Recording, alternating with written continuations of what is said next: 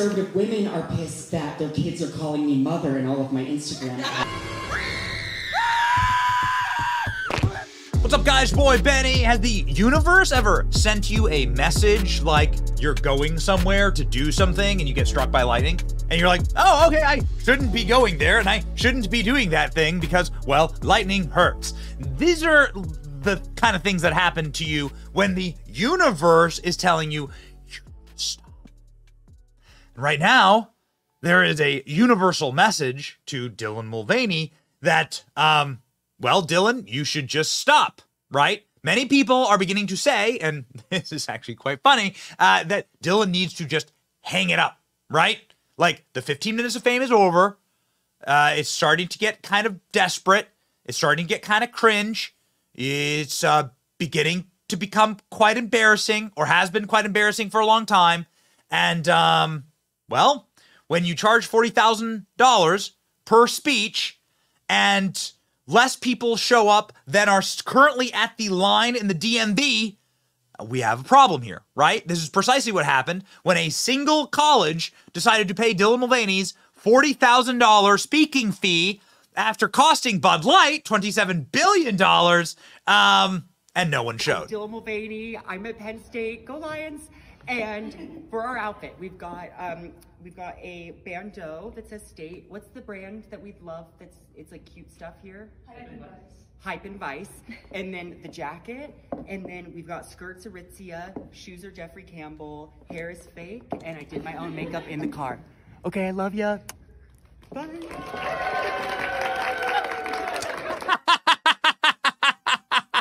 Look at this. Look at this. Look at the audience. Look at the crowd. Wow. You're so popular. You're so famous. Really, really amazing. You're definitely not artificially boosted on social media with your millions of followers. Look at this. 1.7 million followers. You're and like 8 million on TikTok.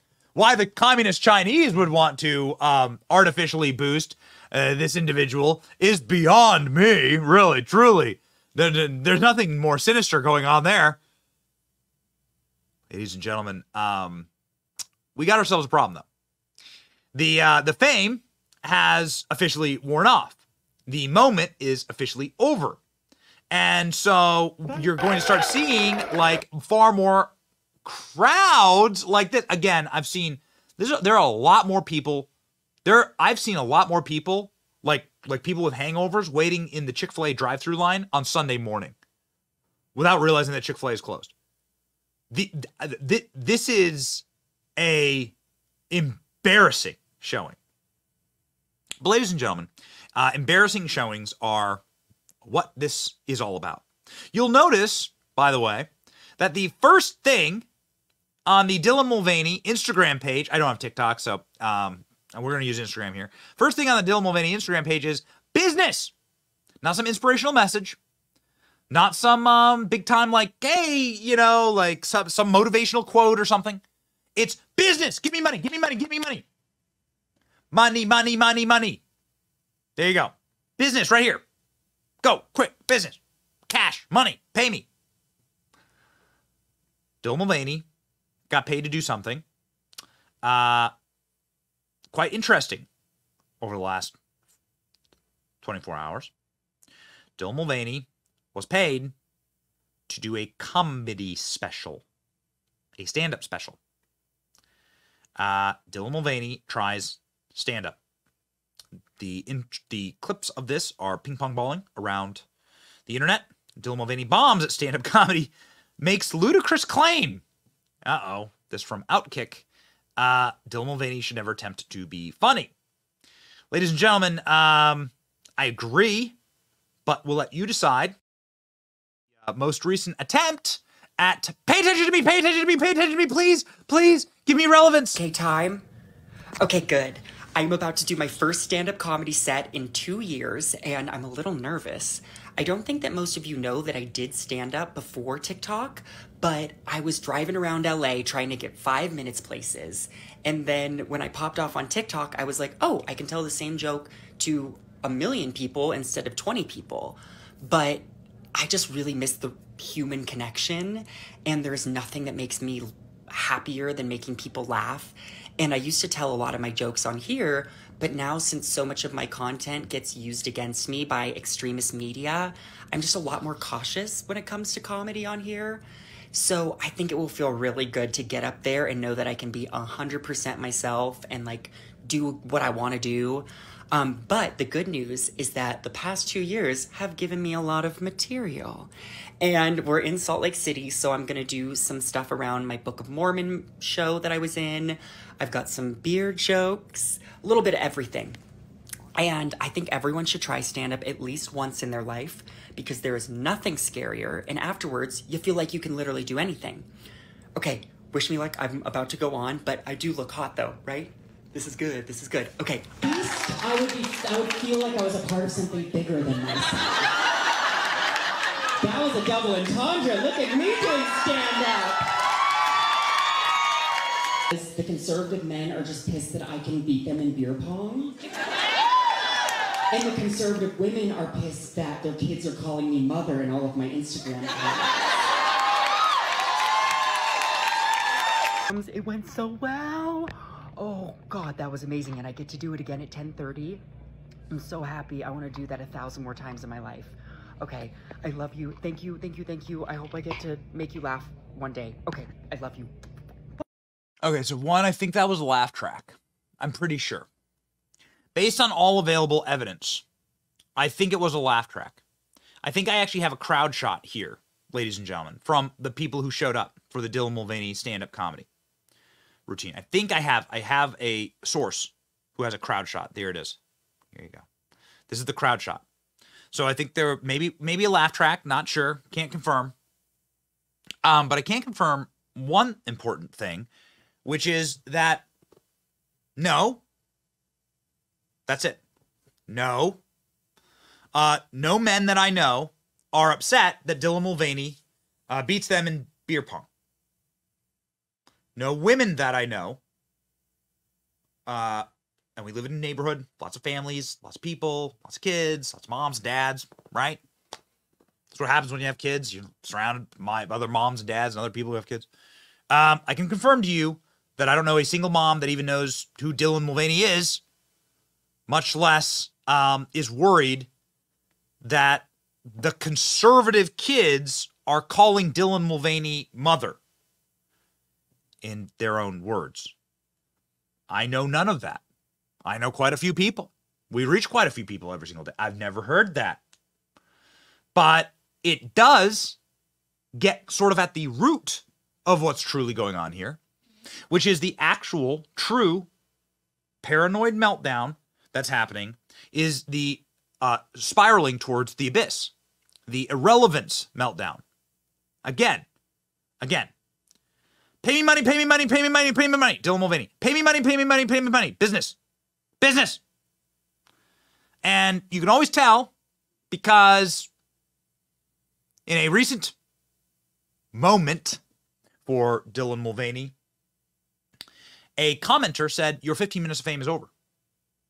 And that led to a spiral unlike anything I've ever seen. Prepare yourselves, ladies and gentlemen.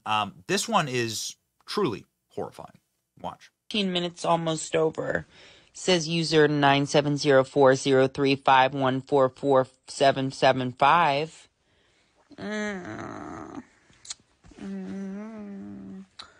I'm just looking at my clock. I think it's been a little longer than 15 minutes, darling.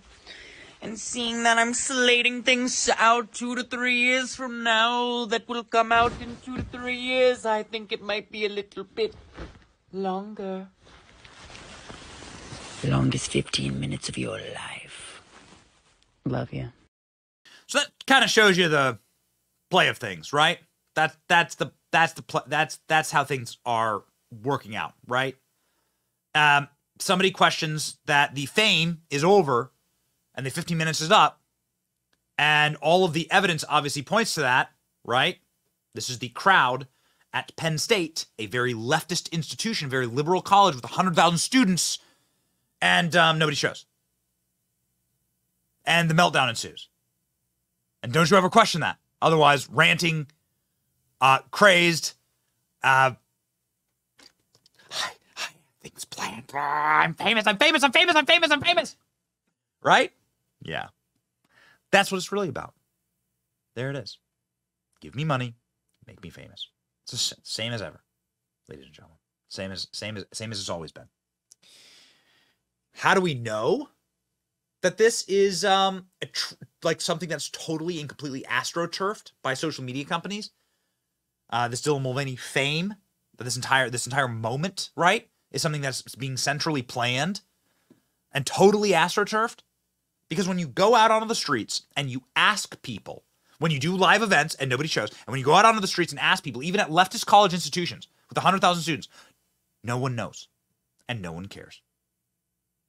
And so this is the number one tell, ladies and gentlemen. And it tells you everything. This from Young America's Foundation, talking to students at Penn State University, one of the largest colleges in the country.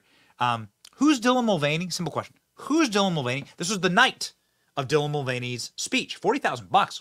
Wow. From Penn State directly into Dylan Mulvaney's bank account. This tells you everything you need to know. Go. How do you feel about Dylan Mulvaney coming to your campus? Are you excited? Are you disinterested? Where do you sit with that? Who is that? Do you know who Dylan Mulvaney is? I do not. So Dylan Mulvaney is coming to campus tonight. Do you know who that is? I do not. Do you know who Dylan Mulvaney is? I don't. Do you know who Dylan Mulvaney is? You remember the Bud Light controversy? There's an event tonight for Dylan Mulvaney. I mean, I haven't really heard anything about it. I didn't know they had an event tonight. Okay. We've heard that a lot of students were kind of annoyed about the event because it cost $40,000 in tuition money to bring Dylan to campus. Wait, could you repeat that price? $40,000. $40,000 in total. Mm-hmm. That's a lot of money. That has been the opinion. That is more than I make in 2 years. Yeah, seriously. Considering that Penn State's a massive university, and like so much money goes into this university, I don't think 40,000 is like honestly that much. I think maybe she should have asked for more because our tuition's like crazy. I think $40,000 is a lot, especially because as a graduate student, our stipends are half that. Why is the university like paying them? Because then it kind of seems like they're favoring like that ideology or like belief. So I don't think that's a fair amount because it's a lot of money that is coming from like all of our pockets. How do you feel about letting any kind of speaker on campus, conservative, liberal? Do you think that the university has a duty to keep certain speakers off campus? I think it needs to be inclusive. Do you think all speakers, no matter their affiliation, should be welcome on campus?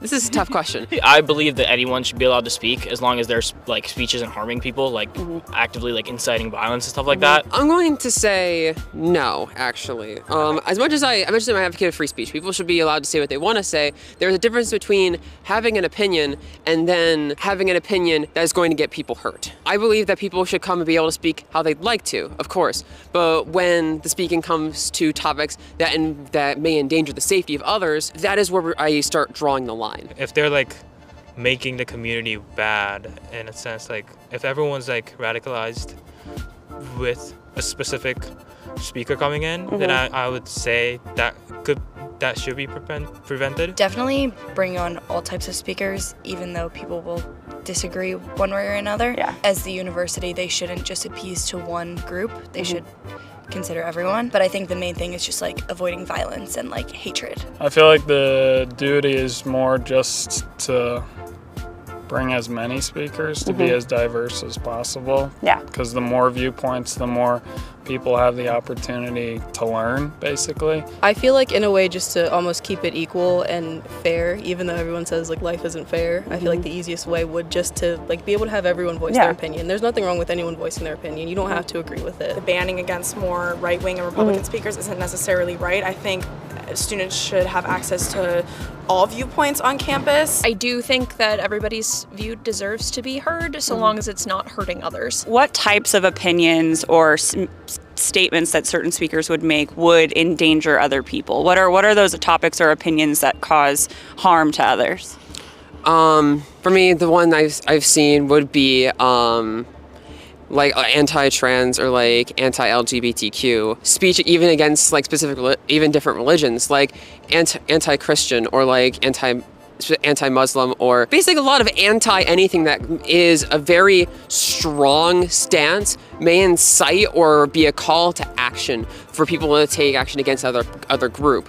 And I feel like that sort of incendiary tone, despite who it is prejudiced against, is bad in almost all circumstances. I think we're actually like very liberal.